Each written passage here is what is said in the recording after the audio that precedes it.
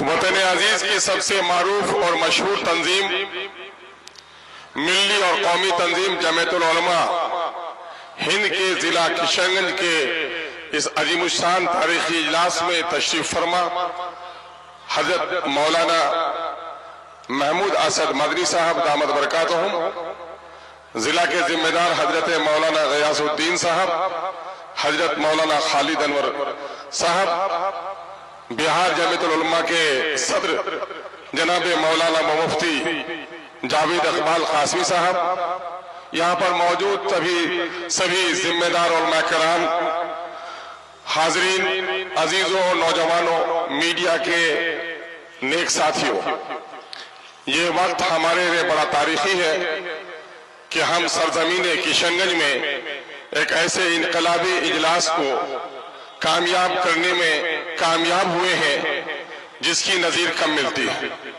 جمعیت العلماء کی تاریخ بیان کرنے کا وقت نہیں ہے، ہم کشن گنج کا باشندہ ہونے کی بنیاد پر ہم ان تمام تر محبوب علماء، یہاں کے معزز رکن پارلیمنٹ جناب جاوید آزاد صاحب اور تمام MLA اور آپ سب کا استقبال کرتا ہوں۔ میں دو درد مندانہ بات کہہ کر آپ سے رخصت ہو جاؤں گا کہ یہ جلسہ جہاں جمعیت العلماء بہار کے ضلع کشن گنج اکائی کا جلسہ ہے، اجلاس ہے، وہیں پر یہانت رسول اور اوقاف کے مسئلے پر بھی آپ کو دعوت دی گئی ہے۔ یقیناً ہے کہ جمعیت العلماء ہند نے تحریک آزادی ہو، ملک و ملت کے مسائل ہو، شریعت پر حملہ ہو، فرقہ وارانہ فسادات ہو، مظلوموں کی داد رسی ہو، اس میں اس نے نمایاں نمایاں انجام دیا ہے۔ ہم اس کے لیے جمعیت کے تمام تر ذمہ داران کو مبارکباد دیتے ہیں۔ اس وقت ہر مومن جو اللہ پر، اللہ کے رسول پر یقین رکھتا ہے، ایمان رکھتا ہے، اس ایمان کی شان ہی یہ ہے کہ وہ اپنے جان، اپنے مال اور اپنی جان سے بھی زیادہ رسول اللہ کے ذات سے محبت کرتا ہے، اور رسول اللہ کی اہانت کرنے والوں سے لڑنے کے لیے اپنی گردن کٹا دینے میں بھی ہمارا شرابی اور جواری مسلمان بھی پیچھے نہیں رہ سکتا۔ یہ اللہ کا بڑا فضل و کرم ہے۔ کسی بھی مذہب کے پیشوا کو یہ سعادت حاصل نہیں ہے کہ اس کو اتنی محبت اس کے ماننے والے کرتے ہوں۔ ہم نبی مکرم صلی اللہ علیہ وسلم کی اہانت کرنے والوں کی مذمت کرتے ہیں، اور ایک بات ملت سے عرض کرنا چاہتے ہیں، شیر کی تصویر کو بچہ پھاڑ دیتا ہے، بلی کو دیکھ کر چیختے ہوئے ماں کے آغوش میں چلے جاتا ہے۔ یقیناً ہے وہ مردود ہے، وہ مغضوب ہے جو نبی کی شان کے خلاف بات کرتا ہے۔ لیکن مسلمانوں، آج ہمارا حال کیا ہے؟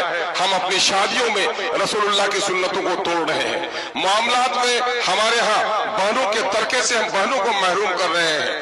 آج مسلمانوں کی 70% آبادی کا یہ علاقہ ہے، اور ہماری یہاں سیاسی اعتبار سے اتنی بے وزن ہم ہو کر رہ گئے ہیں کہ آج اس وقت RSS کے لوگ اس کو UT بنانے کی کوشش کر رہے ہیں۔ ہمیں اپنی سیاسی کھوئی ہوئی عظمت کو بھی تلاش کرنی پڑے گی۔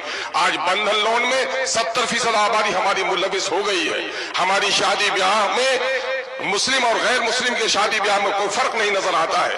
محرمات اور غیرمات، اور آج مسلم کے شریف خاندانوں میں دلہنوں کو سجا کر تصویریں لی جا رہی ہیں، تو آخر ہم کس رسول کی عظمت کے لیے اٹھتے ہیں؟ یقین جانیے ان چیزوں نے ہمیں بڑا کمزور کیا ہے۔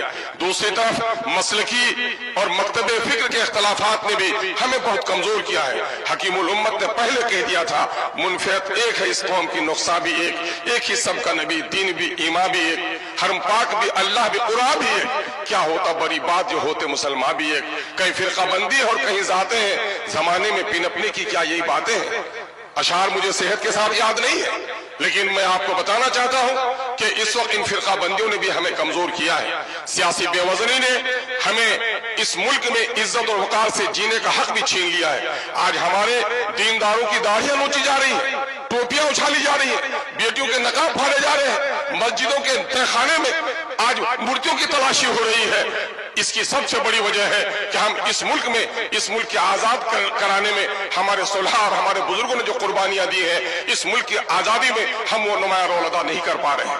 ہم اللہ رب العزت سے دعا گو ہیں کہ اللہ تبارک تعالیٰ ہمیں توفیق عطا فرمائے۔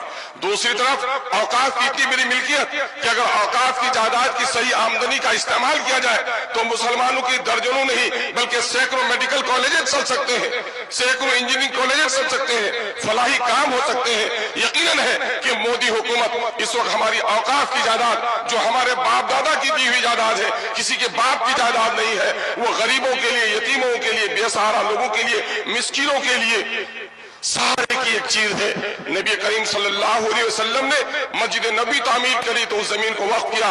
औकाफ का सिलसिला हजरत उमर फारूक रजी अल्लाह तआला अन्हु के जमाने में के काफी आगे बढ़ा है, और उस औकाफ के मामले में आज हुकूमत की बहुत ही नापाक नजरें हम पर उठ रही है। मैं आपसे पूछना चाहता हूं कि मोदी का यह काम गलत है, नापाक है, कि अगर वो हमारी औकाफ पर हमला करना चाहता है, लेकिन किशनगंज के मुसलमानों सिर्फ ये तय कर लो कि किशनगंज में जितनी जमीन वक्फ की है, इन हरामखोरों के पेट से निकालने के लिए अगर हम कामयाब हो जाएंगे तो यकीनन मुल्क में भी हमको कामयाबी मिल जाएगी। आज बात कही जा रही है कि औकाफ की जायदाद को कब्जा कौन लोग किए हुए हैं, औकाफ की जायदाद को ज्यादा कब्जा किए हुए। मैं वक्फ सुन्नी बोर्ड का रियासती मेंबर रहा, जब मैं बिहार शरीफ में गया तो वक्फ की दुकानों का किराया 500 रुपए था, और वही जो निजी दुकान था 2500 रुपए किराया था। पटने में चलिए, 2 सतून आपका इस्तेमाल करते हैं। एक सतून है पटना स्टेशन का, वो मीनारा मस्जिद का सूरज गुंबद वाला मीनारा, और वही एक मंदिर का मीनारा भी आपका इस्तेमाल करता है। सबक ले लो मुसलमानों कि बिहार में औकाफ की जितनी जमीन है, न्यास परिषद को उतनी जमीन नहीं है, लेकिन उनकी ईमानदारी ने आज कैंसर हॉस्पिटल बना लिए, आज आंखों के हॉस्पिटल बना लिए, आज औरतों के लिए हॉस्पिटल बनाए। तसलीस के फर्जंद ले गए थे मीरास खलील, आज तो बुत परस्तों के फर्जंद ले गए मीरास खलील। आइए हम और आप अहद करें कि अपनी जमीयत को मजबूत करेंगे, अपनी जमात को मजबूत करेंगे। सियासी एतबार से हमारी जो बेवजनी हो गई है, इस बेवजनी को तलाश करेंगे। जो लोग सियासी बसीरत नहीं रखते हो, जो लोग दीनी बसीरत नहीं रख सकते हो, वो हमारी क़यादत नहीं कर सकते।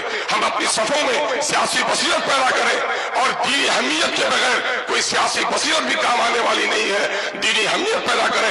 एक बड़ी आलिम दीन हजरत मौलाना वली रहमानी साहब दामद नव्वर अल्लाह बरकतहू ने क्या तारीखी जुमला कहा था, ऐ किशनगंज के मुसलमानों, सीमांचल की पट्टी में बसने वाले मुसलमानों, तुम्हारी तादाद तो इतनी ज्यादा है कि मिल्लत के मुल्क और मिल्लत के दरपेश मसाइल की लहरें यहाँ से उठनी चाहिए थी। अफसोस कि लहरें तो तुम्हारे यहाँ नहीं उठती, जो लहरें दूर से चलकर आती है वो लहरें भी थम जाती है। अल्हम्दुलिल्लाह यहाँ के मिल्लत के गयूर हमारे उलमा ने अब इस सबक को दोहराया है कि इंशाअल्लाह अज़ीज़ सीमांचल की पट्टी से मिल्लत के मसाइल की हर आवाज बुलंद होगी, और इंशाअल्लाह उसकी लहरें दूर तक जाएंगी।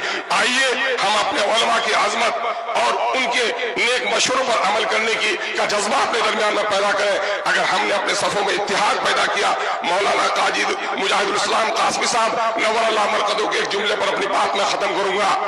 उन्होंने यही मिल्ली काउंसिल के इजलास में सोनथा की सरजमीन में कहा था, ऐ मुसलमानों, तुम्हारी गर्दनें सिर्फ कलमे के नाम पर काटी जाती, तुम्हें नहीं पूछा जाता कि तू हनफी है कि तू साफई है, तू देवबंदी है कि तू बरेली है, तू सैयद है, मोगल है, पठान की अंसारी है। जब ये दुश्मन तुम्हें कलमे के नाम पर एक समझता है, तो क्या तुम अपने गर्दनों के नाम की हिफाजत के लिए भी एक नहीं हो सकते हो? आइए हम और आप मुत्तहिद होकर अपने कलमे और अपने दीन के पाबंद बन जाए, और इस मुल्क में जो गैर मुस्लिम भाई हमारे हैं, यकीनन मैं कसमें खाकर कह सकता हूँ, उलमा से जो तरबियत हासिल की है वो उसी आदम की औलाद है जिसकी औलाद हम हैं। वो हमें नहीं पहचानते, हम उन्हें खुदा की कसम पहचानते हैं कि वो हमारा भाई है। हम उनसे दुश्मनी नहीं करते, बल्कि उनको यकीन दिलाना चाहते हैं कि अंग्रेजों ने जब हिंदुओं के बच्चों को ईसाई बनाने का काम किया था, तो हमारे उलमा ने शहादत देकर अंग्रेजों को भगाकर तुम्हारे राम के अकीदे की हिफाजत की है। आओ, सुख भी शांति भी भक्तों के गीत में है, इस देश के वासियों की मुक्ति प्रीत में है। बहुत बहुत शुक्रिया। अस्सलाम वालेकुम व आखिरु दावाना अनिल हम्दुलिल्लाहि रब्बिल आलमीन।